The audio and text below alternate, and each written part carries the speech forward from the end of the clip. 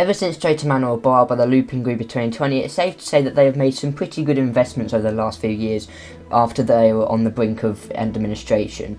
And in today's video, I'm going to be doing my last part of the series where I take a look at each of different categories and rate them out of 1 to 10.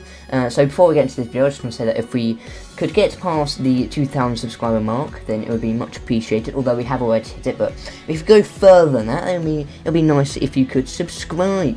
So yeah, here we go. So the first category is ride additions. Now, the main one is Gold Rush and the whole area of Frontier Falls, which kind of like, they revamped the whole like Apocalypse and kind of Pandemonium area. They also did the Blasting Barrels, which used to be, it's kind of like the spinning ride. It's like on a tilt, and then it just like goes around. It used to have the like the lady like holding like a beer jug, but then they like changed it to do like the explosive theme kind of thing. And like I think the whole Wild West thing goes really well, to be honest, because you had Sheriff Showdown, which was next to Blasting Barrels, which is already a Wild West theme, so they didn't really need to change anything about that. But yeah, the whole area just feels like nicely connected, and the Gold Rush is a very good family coaster because it has the special elements like the two like settings and whatever. So yeah, and also you had the Wave, which is a new kind of revitalized version of Shockwave, which is like which has been them stand-up coaster. No, sorry, Intamin stand-up coaster. Even though it looks like a B&M, it's actually made by Intamin.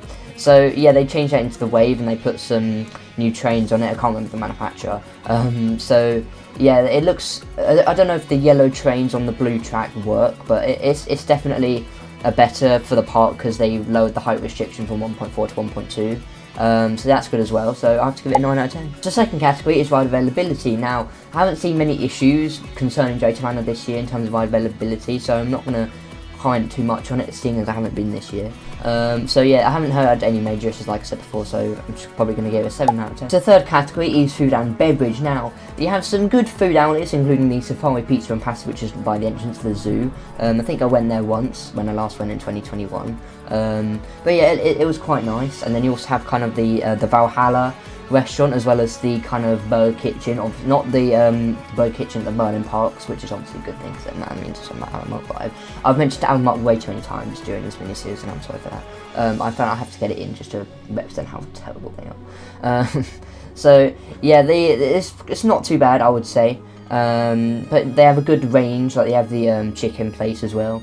So that's quite nice. That's quite a good variety of options for people. So you have to give it probably an 8 out of 10 really. So the fourth category is ride operations. Now they have the obviously the Gold Rush needs like kind of, because it has the two settings and stuff and like the switch tracks, so it can't really have many trains on at one time because of like operation side of things, and kind of, you know, how the switch tracks are able to move and like get back to their positions and for the next train and stuff like that. So that's obviously hard to do.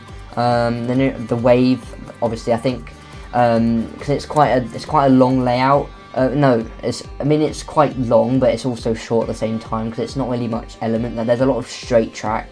So yeah, I think they're able to get it out quite quickly. So probably just give it a 7. So fifth category is future plans. Now, obviously they have just made a recent big investment of Frontier Falls, and obviously you had the Vikings there, which was in 2022, and also the Adventure Cove in 2021. So they're quite big additions to the park, so I don't really see them kind of making that big investments in the near future. But you have a few expansion plots like the old Pirate Adventure next to Thomas Land, so that could be an area because the building is still there, so they could probably use that for something different if they wanted to. So yeah, they have a few different availabilities. I mean, they built the pirate ship on the water, so maybe they could do something else in the water if they wanted to, because maybe they could just like expand the land out a bit like Thorpe Park did to build Saw. So yeah, they could definitely do that if they wanted to build something else on the water. So yeah, that's probably about it. I can't remember of any other expansion plots unless I'm missing something very obvious. So yeah, I'll probably have to give it a 7. Final category for Drayton Manor is going to be merchandise. Now obviously you have the Thomas IP, so that means they can like provide a bunch of toys and stuff like that for people to buy.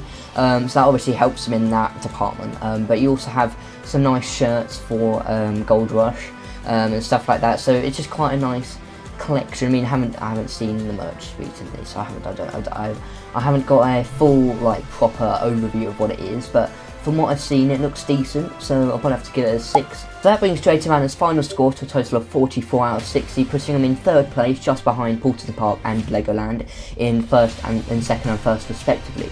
So that's going to be the end for this series. I hope you have enjoyed, and I'll be back with a new series in the next week or 2. I'll have to see what my schedule works out to be, but we'll have to see what happens in the near future with kind of the theme park season opening and stuff like that.